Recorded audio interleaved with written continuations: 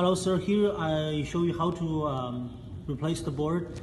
You see, this is the original board we installed under lasers, and this is the laser board that we talking about need to replace. You see, first of all, unplug this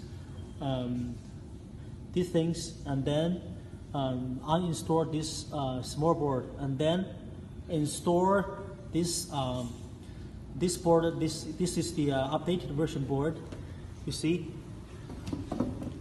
install it on the machine, and then you need to insert. This is the plug for the GAVAHERTZ. This is the plug for the laser sources, and this is the USB cable connecting laptop, and this is the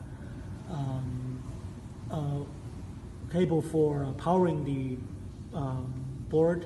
Also, this is the new COM for connecting a laser interlock. We will show you how to connect laser interlock functions.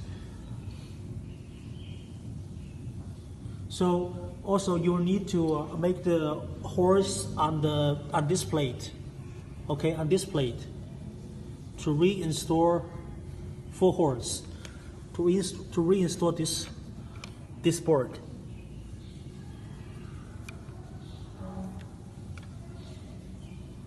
Okay, let me know if you have questions. Thank you.